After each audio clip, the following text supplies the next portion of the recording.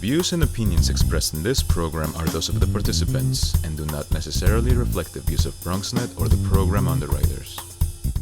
And hello and welcome to Open, the one and only show that opens the Bronx and the rest of the world right to you. I'm your host, Darren Hyman. Today we'll update you on what's happening in and around our borough, as well as across New York City. Well, coming up on today's show, we go front and center, learning how a not-for-profit organization striving to increase disease recognition and providing advocacy towards endometriosis. Then also, we'll discuss how COVID-19 is impacting school libraries and the importance of library advocacy. And we'll learn how a not-for-profit organization addressing the challenges of older adults who are facing isolation and loneliness during the pandemic. And then we'll discuss how one content creator is dealing with the issues of mental health, as well as body image with her new IGTV series. And then finally, we'll talk about how one app is helping to create a space for authenticity and wellness for social media users around the globe. We encourage you to stay tuned. Open starts right now.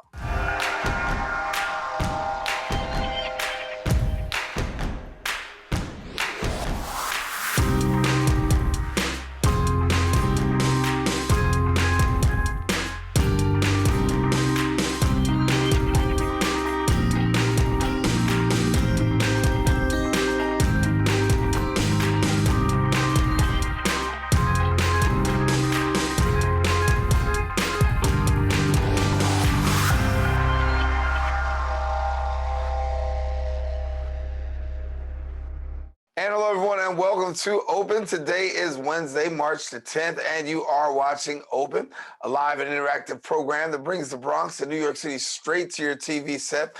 We also want to welcome our viewers on Manhattan Neighborhood Network, as Open is broadcast live simultaneously on the MNN channel. You can stay connected to us at BronxNet TV on social media platforms, and also you can stay connected to us on the internet at bronxnet.org. Well, a lot has been going on across the borough and the city for the past week. We'll take you through a couple of things with our Bronx updates.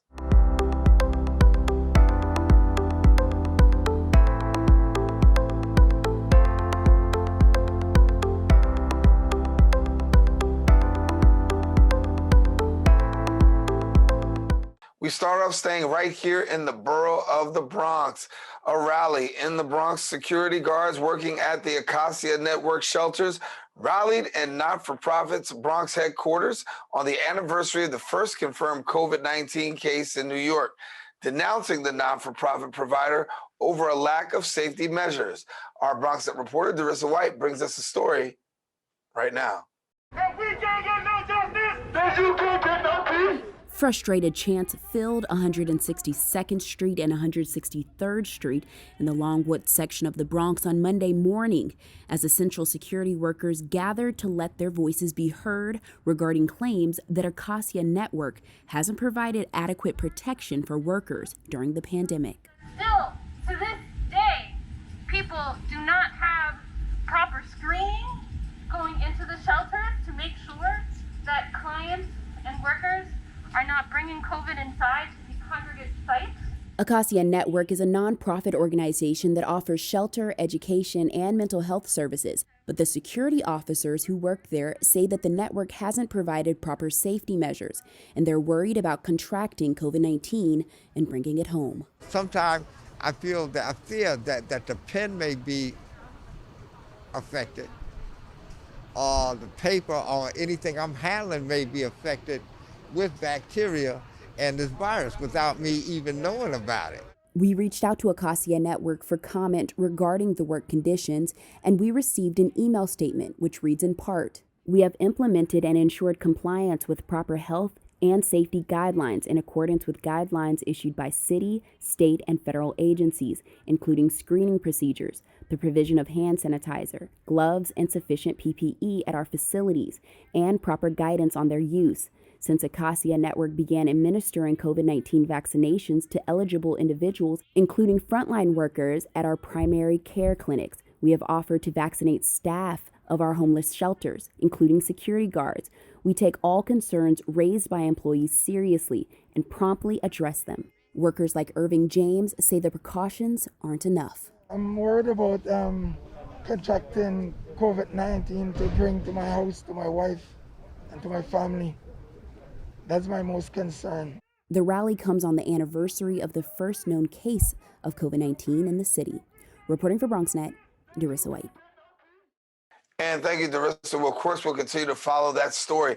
We go now to other news. Members of the Northwest Bronx Community and Clergy Coalition and Community Action for Safe Apartments held a rally as part of a statewide campaign on calling on the New York State Legislature to cancel rent and provide housing relief to homeless New Yorkers. Our BronxNet reporter, Sanji Lopez, has the story. She brings it to us now. Cancel rent! Cancel rent! Members of Northwest Bronx Community and Clergy Coalition and Community Action for Safe Apartments held a rally as part of a statewide campaign calling on the New York State Legislature to cancel rent and provide housing relief to homeless New Yorkers. The rent relief program that was released in the summer was a complete disaster. Nobody qualified. I have neighbors, I have family members that right now cannot pay rent and are in danger of being evicted. Rallygoers marched to the office of Assemblymember Jeffrey Dinowitz to demand that he and other elected officials support the Rent and Mortgage Cancellation Act, otherwise known as the Cancel Rent Bill. Him, along with other elected officials, are just not fully endorsing this Cancel Rent Bill that's on the table. It's the Salazar-Neo bill that's on the table already that could be passed. And the Cancel Rent Bill offers a relief for small homeowners too, because this is misinformation out there saying that it's us against homeowners, and that is not the case. BronxNet reached out to Assemblymember Dinowitz, who states in parts, quote, "We need to secure federal funding to provide direct financial relief for tenants and homeowners who are struggling. President Biden's American Rescue Plan includes this type of funding." The Assemblyman also stated that he has, quote, "gotten 2 major laws enacted that keep people in their homes, crafted with significant input from experts in tenant and homeowner advocacy and over the objections of many real estate interests." Dinowitz also shared the hardship declaration form available to tenants and homeowners to postpone eviction and foreclosure proceedings until at least May 1st. However, tenants say that current legislation is bureaucratic and difficult to access. Here in the Bronx, we already had a housing crisis before. This is nothing new. My building right now is suffering through a rat infestation. We got hit with rent increases that are on average of $60 per room, and then the pandemic hit. So imagine, that's just one building. Imagine all the other buildings. Reporting for BronxNet, Sanji Lopez. And thank you, Sanji. And that is all the time we have for our Bronx updates. We want you to stay with us. Open continues right after this. When taking public transportation, don't touch your phone. Carry hand sanitizer and use it immediately upon leaving the bus or train. Avoid touching your face. If someone is coughing or sneezing, move away. Wash your hands with soap and water as soon as possible. Limit contact with poles. If possible, avoid rush hour.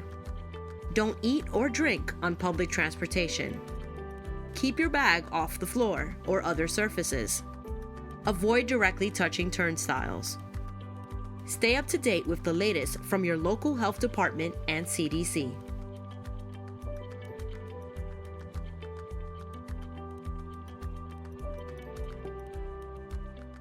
And welcome back.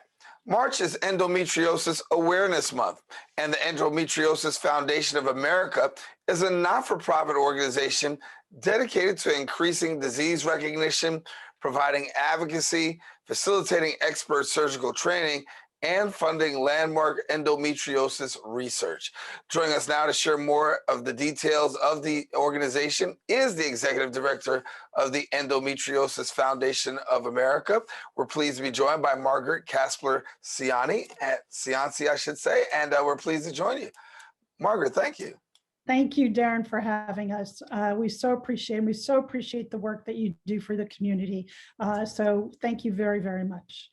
Thank you. And when we talk about endometriosis, some people are really not familiar. A disease that affects women. I know because we've talked about it on other platforms. But for those who may not know about endometriosis, first let's give people a little bit of an insight. Absolutely. So basically, the disease is when lining that is in your uterus called endometrium similar to that lining, is formed outside the uterus, and it can affect many different parts of the body. It can be found in the bowel, it can be found on the kidneys, it can be found in the bladder. It's been known to be found in the thoracic cavity, in the abdomen. Generally, it's in the pelvic area, but it can be found on all of these other organs as well. And it's an incredibly painful disease. All of these lesions, which is what they form, unfortunately can cause a great deal of pain, especially during a woman's menstrual cycle. That seems to be the worst, but it can happen at any time. Yeah. And for women, there are a lot of women across America that actually suffer with this. Not many people know about it, but that's why we're doing the segment, bringing awareness to endometriosis. Talk to us about some of the symptoms. Sure. So the symptoms, first of all, can start as early as adolescence. And one of the things that we really believe is early intervention, early diagnosis. So we really want women and young girls to get the help that they need. So typical symptoms are heavy periods, very painful cramps. Painful cramps are not normal, and doctors tell patients all the time that they're normal, and they're not. It can also cause diarrhea. It can cause dizziness and nausea, and also painful sex. And the pain can happen, as I said, mostly during periods, but also a lot of other times. And it can be incredibly painful, particularly depending on the size of the lesions and where they are. And there are different stages, I understand, of endometriosis. So for somebody who doesn't know, what are the different stages? So the different stages are based on sort of the size of the endometriosis lesions, as well as where they are. And, for example, someone who has stage 5 may have lesions, throughout their abdomen and then their thoracic, whereas other individuals may just have it beginning in their pelvic region. So there's 4 or 5 different stages, and it's really about the severity and the size and where all of the different lesions are. But as you correctly stated, Darren, many individuals and many people in this country are not familiar with the disease. It is a tremendously underdiagnosed disease. It affects 1 in 10 million. That means 200 million women worldwide are suffering from this disease. And our goal is to improve that awareness, both among the community as well as among medical professionals. So it's very important that girls and individuals and women speak up about this to their doctors and become really strong advocates. And so March is Endometriosis Awareness Month, but we say that actually every month is Awareness Month. We really want individuals to really advocate for themselves and speak up. On the average right now, it takes between 7 to 10 years for an individual to get a correct diagnosis from a doctor, and that's just too long. So our mission is to reduce that, and our mission is really to get the information out there so that individuals can advocate for themselves. And so your foundation does great work in just promoting awareness all year round. For people who want to know about what your foundation does, please give us a little bit more about the work of the foundation. Thank you again, Darren. So really, we operate, I always say we have 4 pillars of what the organization is. The first, as I said, is to increase awareness. But the second is really equally important, and that is to do education. We are launching this month on our website a new education program that will be geared at adolescents, grades 9 through 12. It'll be a curriculum that anybody, a teacher, a parent, will be able to take into the classroom. It's going to be virtual, online, and learn about endometriosis. We think it's very important for both boys and girls to understand it, because a partner, a brother, a son may say, wait, I think my mom has that, or I think my sister has that, and it becomes, or why is sex so painful? And it becomes very important to have the correct diagnosis. And again, the earlier that we can understand it and diagnose it, the earlier that the treatments can occur, and does not then always have to result in some type of surgery to remove the endometriosis lesions. So we think that's really important. And then the third area, as you mentioned earlier, is we continue to fund landmark research. There is right now no accurate treatment or diagnosis for, or diagnostic, I should say, for endometriosis, other than surgery and removing some tissue. So our goal is to try to improve that, improve the different diagnostics, maybe using various things like biomarkers and some of the new type of genomic profiling that we're seeing, and as well as just funding researchers who really want to figure out better treatment options so it doesn't impact all kinds of endocrinology and other problems that could happen from some of the hormonal supplements. So we are really starting to see a breakthrough in that. And then the fourth area is advocacy. And we work both on the state level and the federal level. And we are very proud to say that in New York is the first state to include menstrual disorders and endometriosis in the health curriculum, which is being rewritten as we speak, and that should be ready for the fall of this year. So the first state, we hope to move that to many states as well. And I know one of the fallouts from endometriosis is also infertility. Give us a little bit more about what happens as far as endometriosis and infertility. Very good question. So what often happens is it's women in their reproductive ages that find, in fact, they have endometriosis because it is blocking their ability to be able to become fertile. Very often women go for, let's say, IVF treatments or other treatments, and there it's discovered that, in fact, the endometriosis is keeping them from being able to conceive. So it is really, I think, the 50% of infertility is caused by endometriosis. So it's a pretty significant number. And as I said, again, it's a very underdiagnosed disease. So we really want the fertility specialists, the OBGYNs, and the general practitioners in clinics to really learn and understand more about the disease. And that's going to be part of our 2021 objectives, which is getting that information out to general practitioners, clinics, et cetera, where women go to seek treatment. It's a little bit more difficult given the fact that endometriosis doesn't have that great a name recognition when you talk about fundraising and trying to raise funds and awareness. Is it a little bit more challenging? Very challenging, but we have a very strong vocal community, and the individuals who do have endometriosis, in fact, are finding that they really want to help spread the word, especially those who have been the recipient of good treatments or good surgeries. So they are our best advocates and our best fundraisers. During March, we have a peer-to-peer fundraiser going on right now. So if you do a certain amount of hours for, let's say, doing yoga or going for a walk, you can log those hours and get your friends to support you. We have a big presence on Facebook for Facebook birthday fundraisers as well. And we hope that people will continue to do that and the funds then come to us. And then we also have a big awareness campaign that's kicking off on March 15th. And we're going to be launching it on TikTok, as well as on Facebook and Instagram. And it's going to be, tell me you have endo without telling me you have endo. So hopefully, you know, women who are going to be showing their heating pads or their hot water bottles or all kinds of creative ways to tell us they have endo, just to really get the word out there that, in fact, it is such an underdiagnosed disease. And certain communities, unfortunately, it's even more underdiagnosed, and we really need to improve that as well. We have a tremendous number of resources on our website. Our website is endofound.org, and there's a lot of resources also for many different populations and communities who, in fact, are very, very underdiagnosed, and we think that's equally important that they get the information they need as well. Thank you so much, Margaret. We're glad to have you as well. Now, listen, if you want more information, we encourage you visit their website at endofound.org and follow them on social media at endofound. Well, we're taking a quick break. We do have more shows. Stay with us. Open returns right after this. We built a media network for you. BronxNet TV. Come learn in your new state-of-the-art studios at Lehman College. At Mercy College.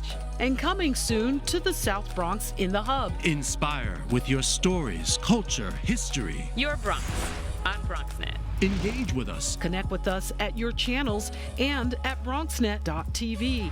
Learn, engage, inspire. BronxNet TV. From the Bronx to the world. BronxNet.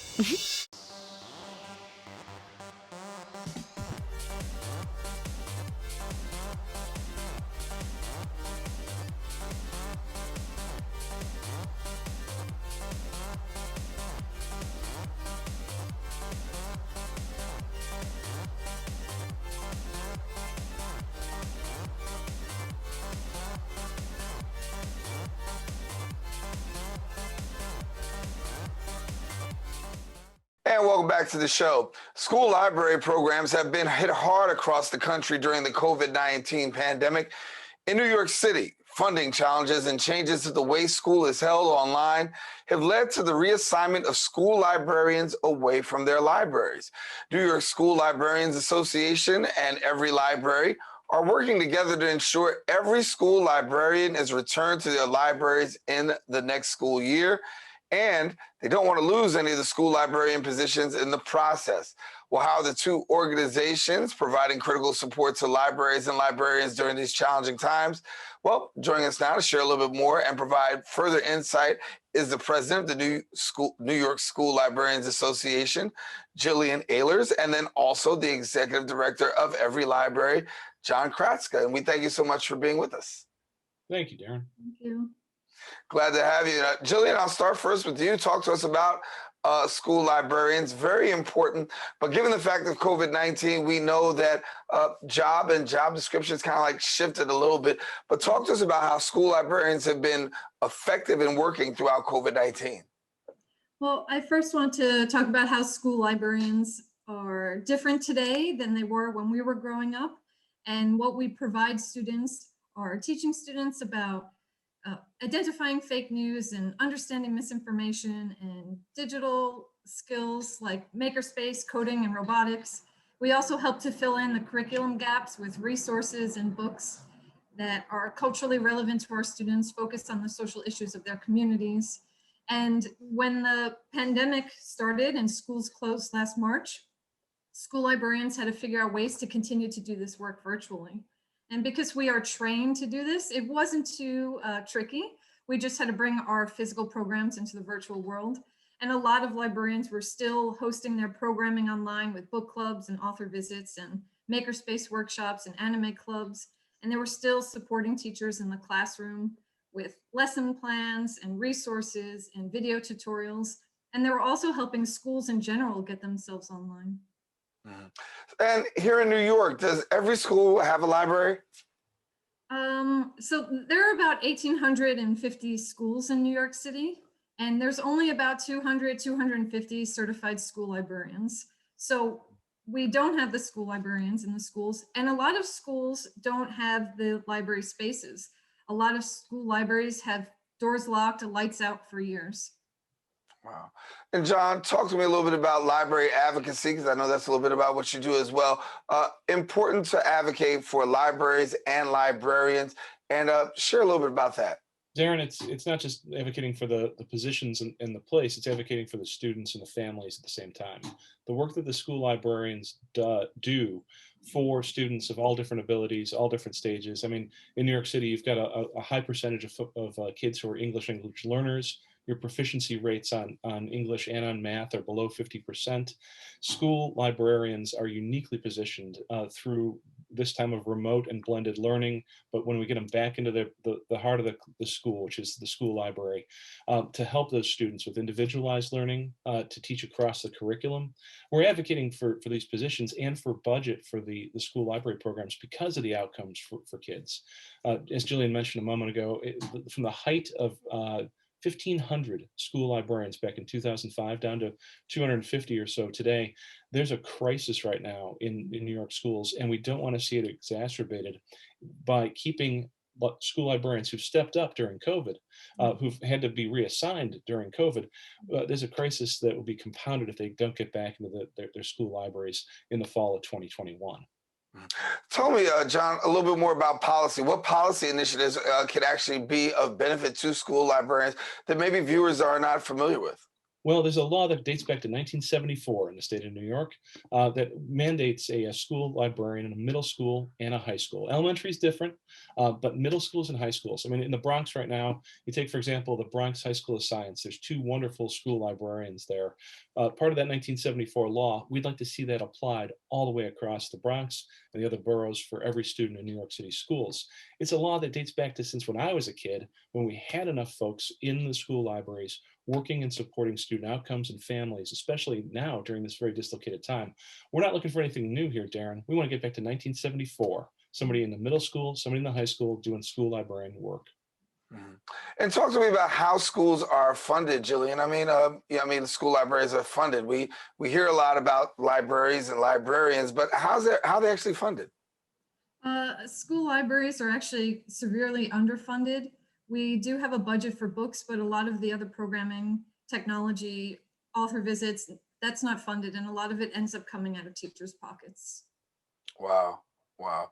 And so what would you, obviously we hear about what we would like to see happen. We talked about some policy initiatives and changes. Talk to me over the next couple of years. We're going to be navigating this for a minute, but what are we going to see over the next 5 years? What would you like to see over the next 5 years as far as plans? Essentially, we would like all those relocated and reassigned school librarians to be back in the libraries in September.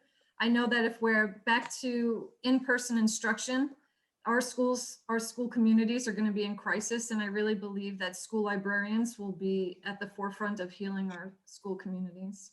So that's our first goal, to get the school librarians back in the libraries. Well, knowing that you're doing I'm sorry, I didn't mean to cut you off, but let me ask this question, and I'll ask you both. Knowing that there's this need for school librarians, knowing that you're trying to get policy, public participation is huge in terms of furthering your goal. How can the public assist from your perspective in the work that you're doing? So every library is really proud to be co-hosting a petition for the public and a letter that we're asking other stakeholders, other organizations and agencies to sign on to, that's directed to your new chancellor's office to help restore the school librarians to their libraries this fall. If you go to saveschoollibrarians.org, saveschoollibrarians.org, you'll be able to find that petition, either as an individual, sign it and make your voice heard. To be engaged in the political process with the mayor's race this year is very important. So we want you to sign up early so we can keep in touch about what the progress is. But also on saveschoollibrarians.org, if you're a representative of a community-based organization, a parents group, education stakeholder, we'd like you to sign on to the letter. Because when a school library is present, every other component of education goes that much better. When you talk to parents, right, and you're dealing with parents on a day-to-day basis, are they aware of the situation that you're currently facing? There are folks who are volunteers, say, in their children's school who understand if there's a school librarian in the school or not. There's a lot of folks who think that a volunteer sometimes is the school librarian. There might be a body in the building, but there isn't a certified school librarian. We're trying to make sure that folks understand the difference. Good-hearted volunteers make schools, communities run, don't get me wrong, but a certified school librarian, somebody who's not only empowered from the principal and from the administration, but has a budget to support them, is the key partner in education. So we're trying to share that story more widely across New York City, New York State, and around the country.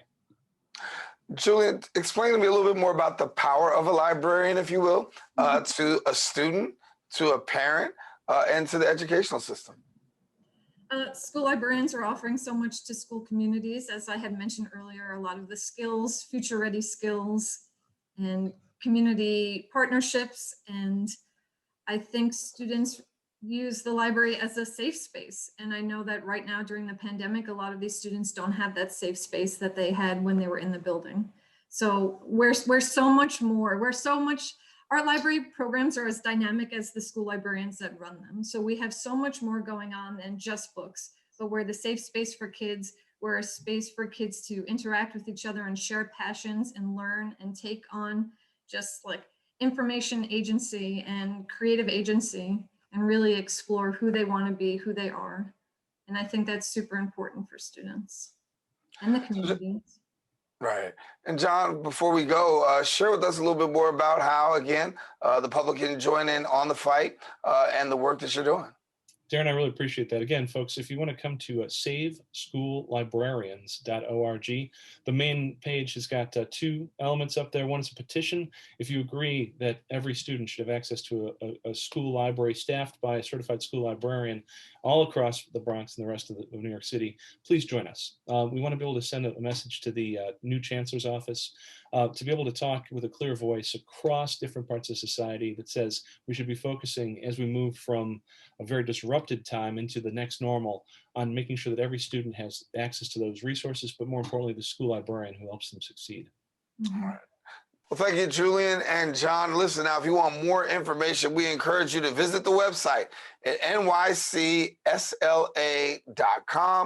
or everylibrary.org. We do have more shows. Stay with us. Open is continuing right after this.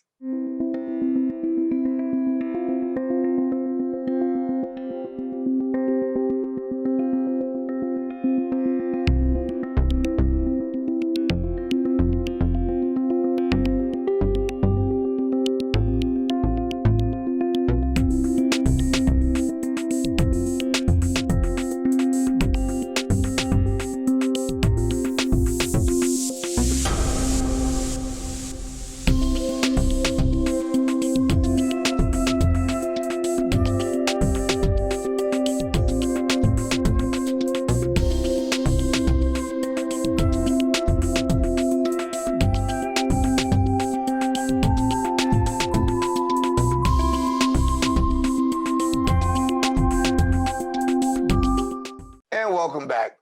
Every March, National Social Work Month recognizes the impact that social workers deliver while providing services to children and adults in need.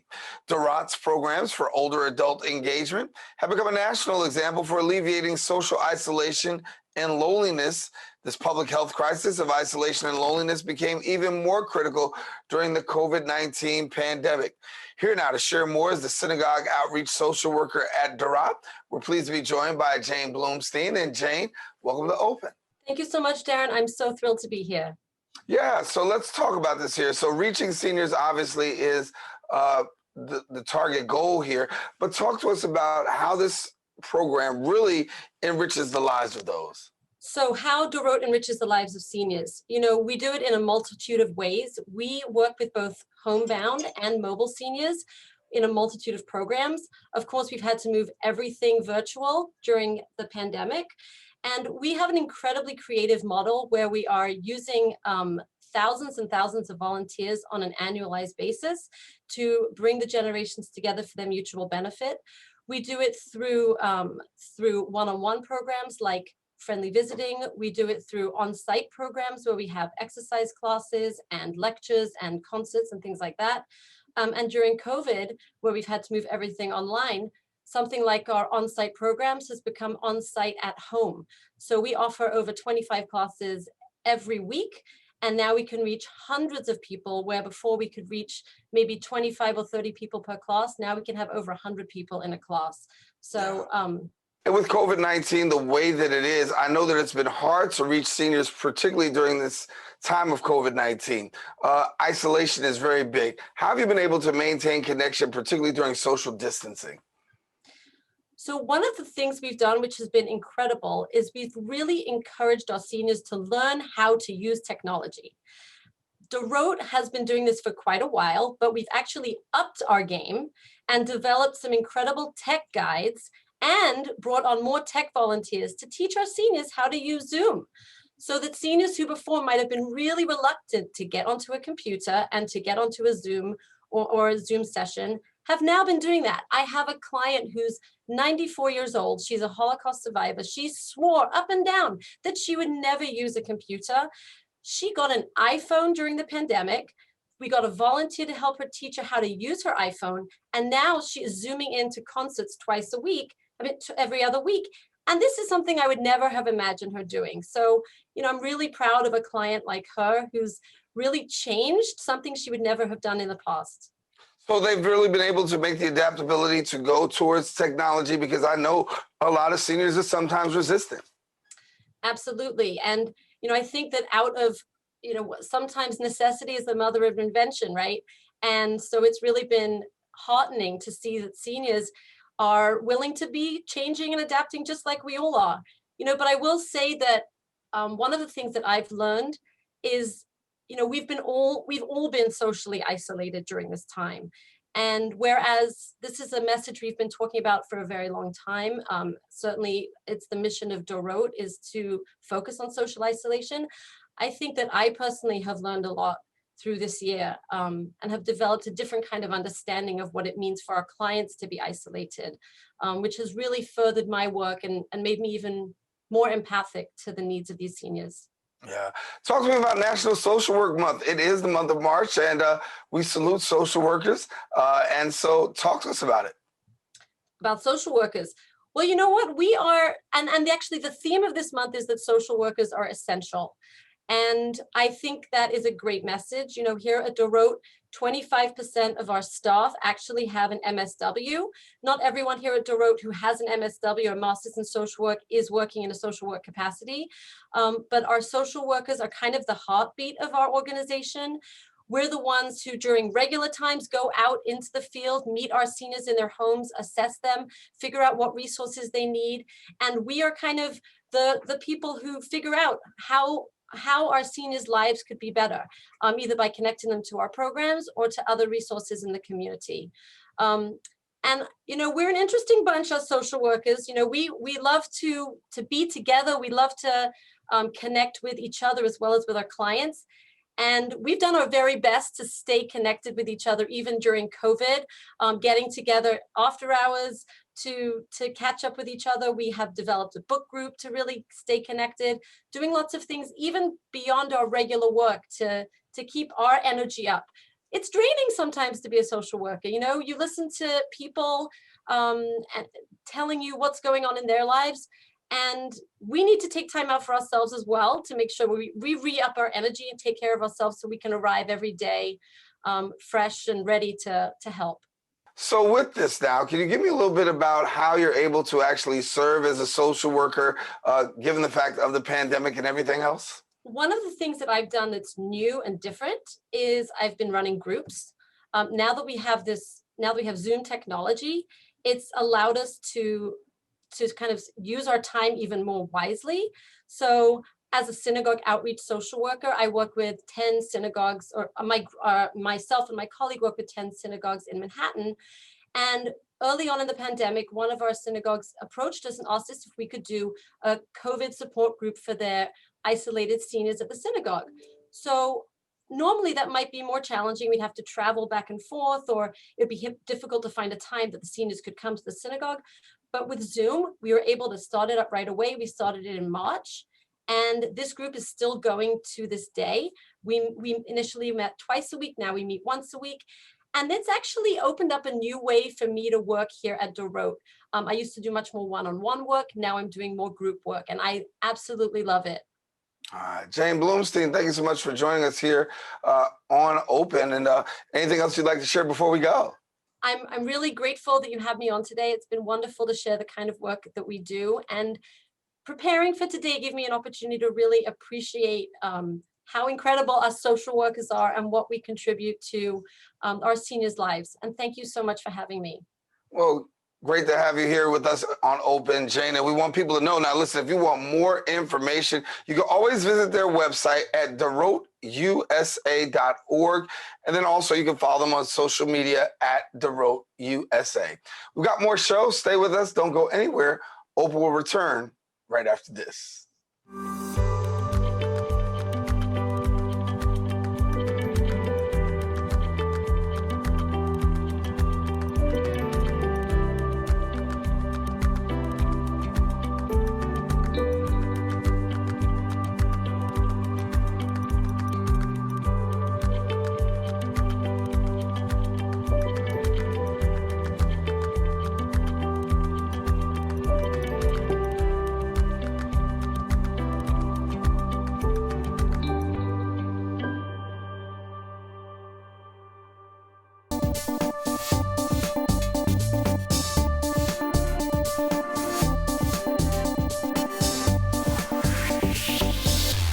And welcome back to the show.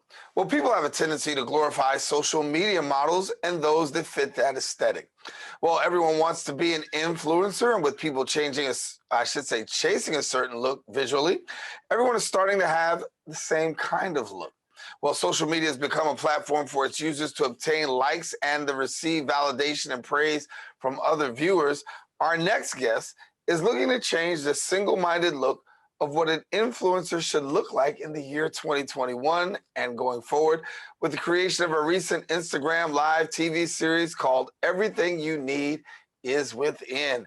Here to tell us more is the content creator and social media strategist and designer, Gigi Robinson. And Gigi, good to have you.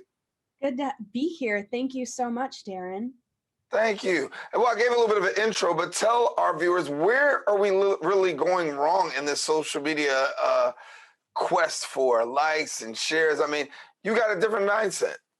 Yeah, I think a lot of the main issues come from ego-driven content where people are exclusively caught up in these vanity metrics, but that's not what matters in life. We're here to live. So, sharing your story across social media should really just be a scrapbook or a highlight reel of what you're doing. And if you have some kind of inclination to actually make a difference, start making purpose-driven content that can actually educate and help people out in the world. And that's really what this Instagram TV series is about. So the show is called Everything You Need Is Within. So for our viewers, give us an inside look. An inside look into that show. Let's see.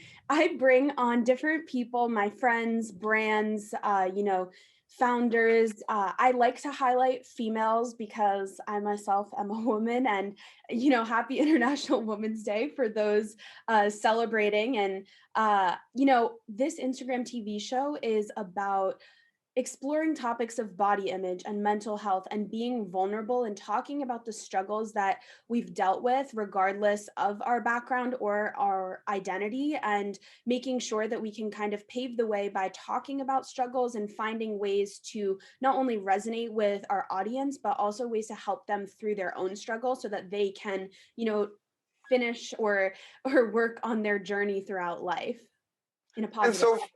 And so when we talk about this, it's content, right? And we talk about people being content creators. You're a content creator, social media influencer.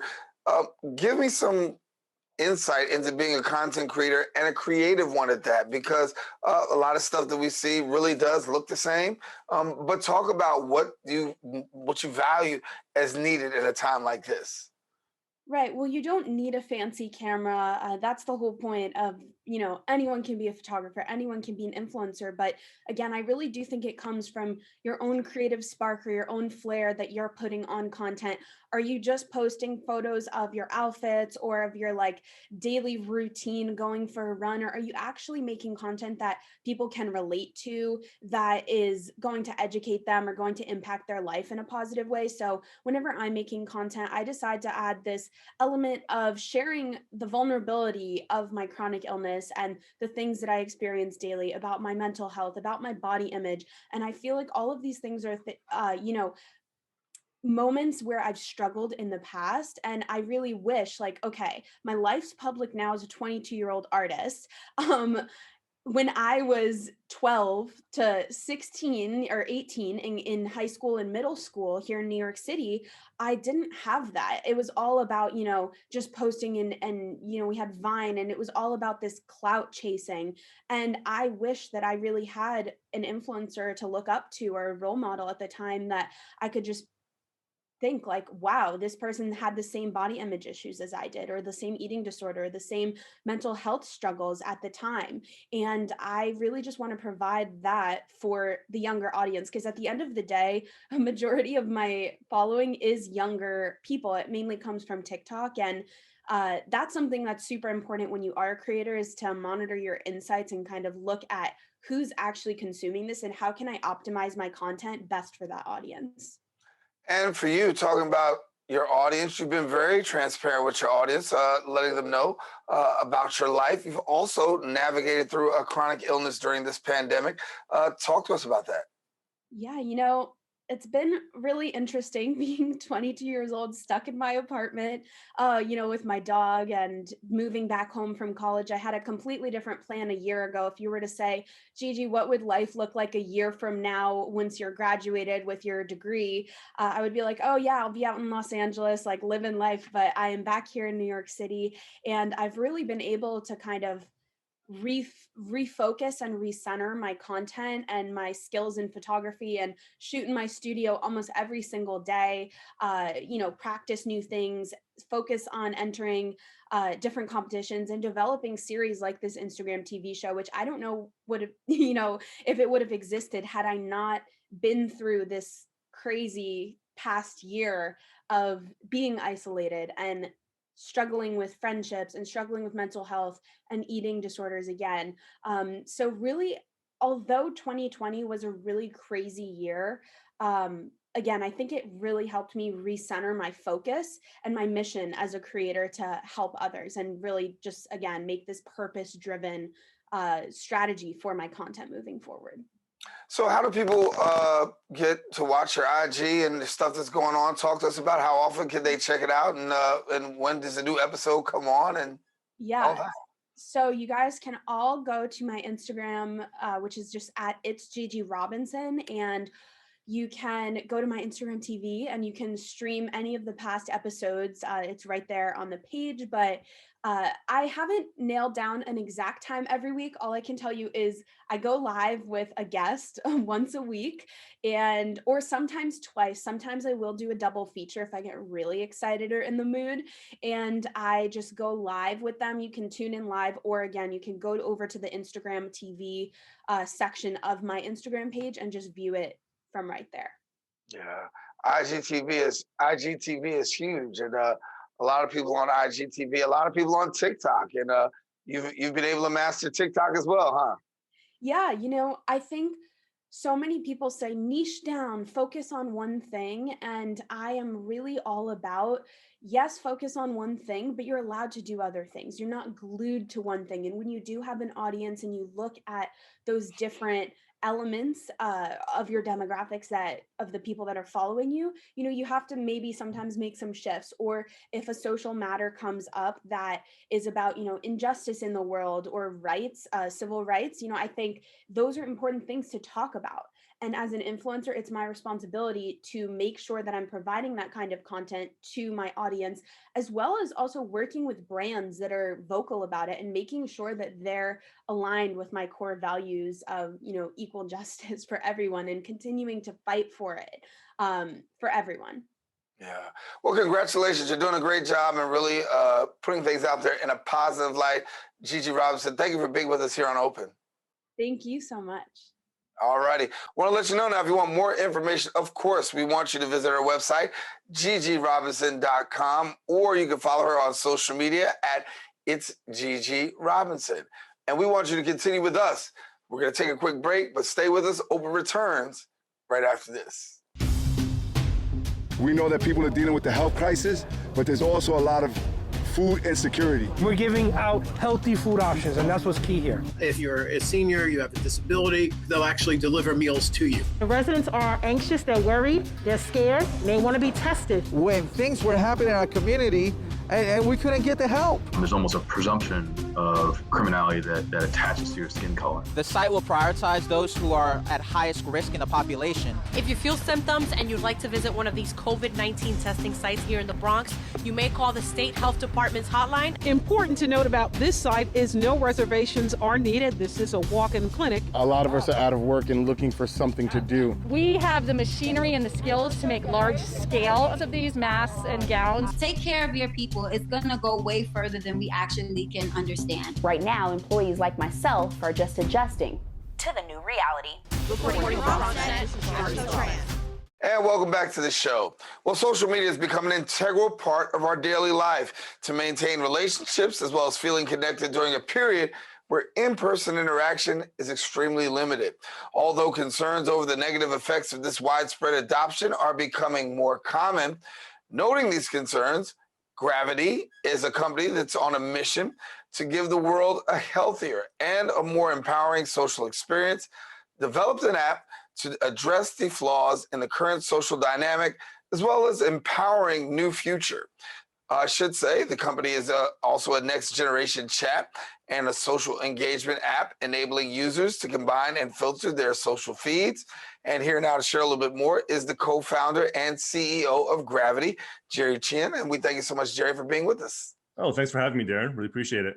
Yeah, so I know that April is around the corner. That's when Gravity takes its launch, and it actually has Gravity. So talk to us about what will take place in April. Yeah, April, we launch our product. So we bring it out to the world, and we're super keen to obviously finally give an opportunity for people to have a healthier sort of social media experience overall. So we're really excited, and we'll be launching it globally And, hopefully the world can be connected in a much different way in the future. Right. How does Gravity differ from the apps that we see and also some of the social media platforms that we see? Yeah, the fundamental difference is that Gravity was built really to give you control over your social media experience.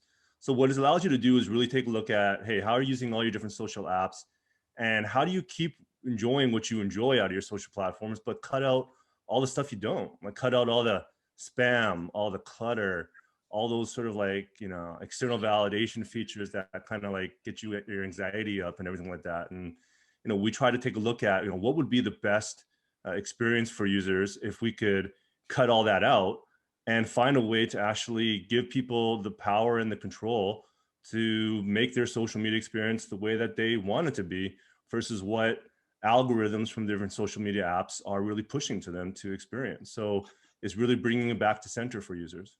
So how are you able to actually censor and really to get rid of the stuff that we necessarily don't want? How's that going to take place with Gravity? Yes, we're not censoring content per se. What we're basically doing is allow customers and our users to basically be able to pull in what content they want to pull in from the circle of people that they want to be connected with.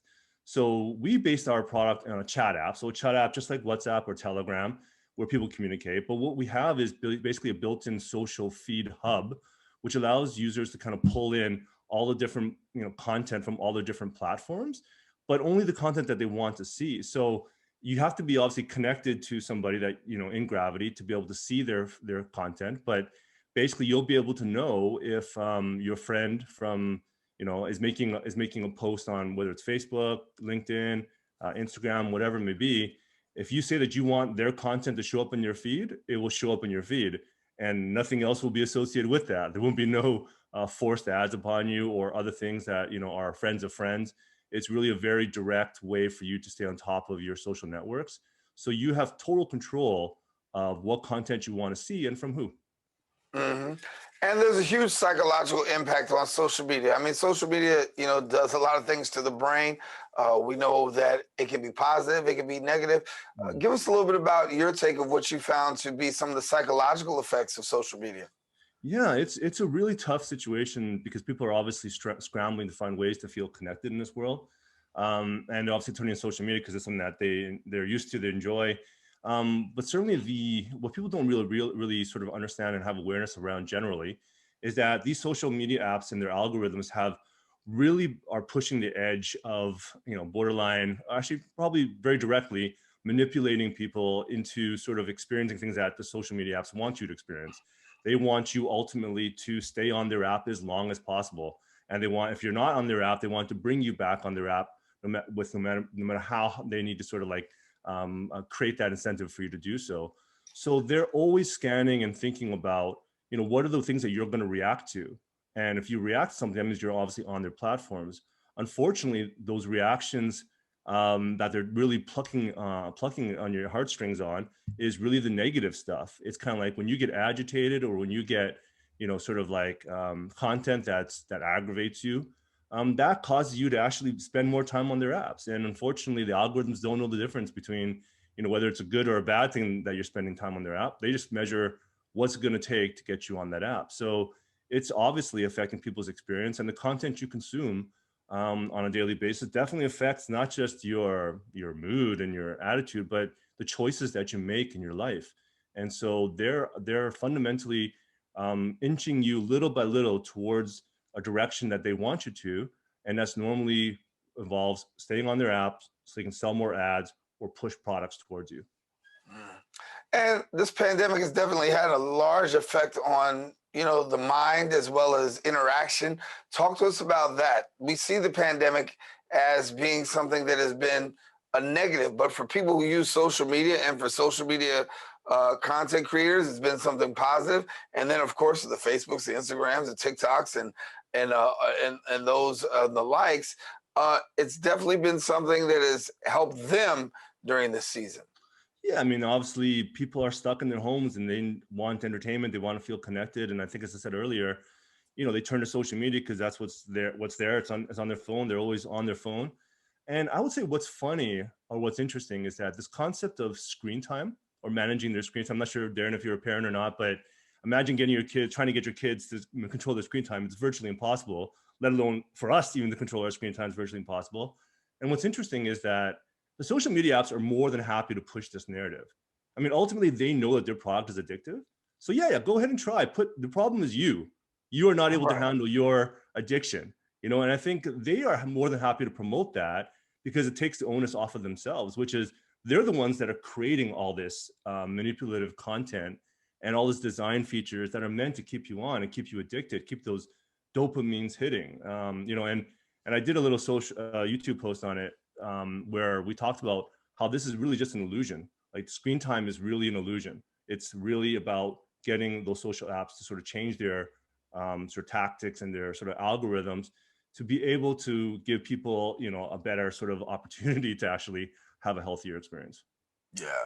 One of the biggest challenges I have on social media is that, I only see a certain amount of people, and if I look at Facebook, I got 5,000 friends, but then I have 5,000 friends, I don't get to see 5,000 of the people who are my friends.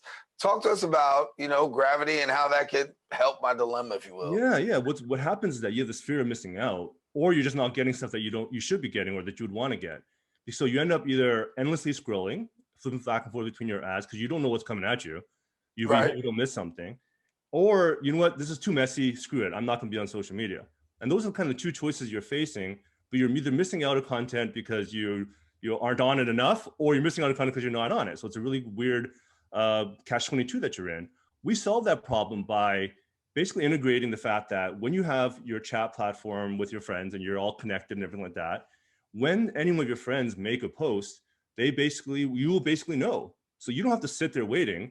When you want to know something, when you want to, have sort of that awareness around someone that you care about or someone that you want to be sort of on top of, connected with in your inner circles, you'll know that, hey, they just made a post because their profile ring on your chat lights up, and it lights up in the color that, the platform represents. So it'll be a blue light if it's Instagram, or if it's a red light, or pink light if it's, pink light if it's Instagram, blue light if it's Facebook. And you instantly know, and you can pick and choose when you want to go in and see that content. So there's a lot of ways now that you can actually connect with people and stay connected with people.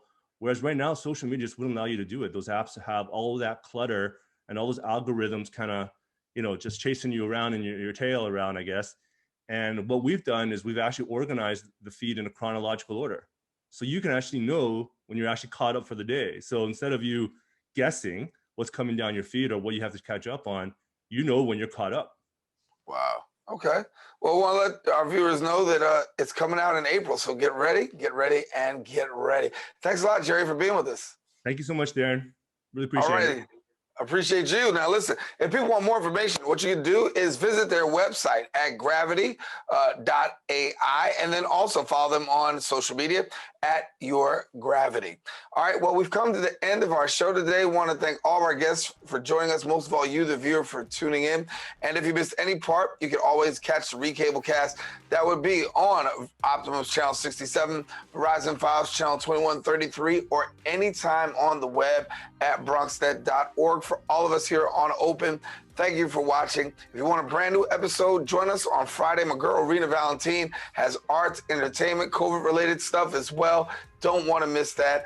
I'm Darren Jaime saying take care, God bless, and most of all, keep this channel wide open.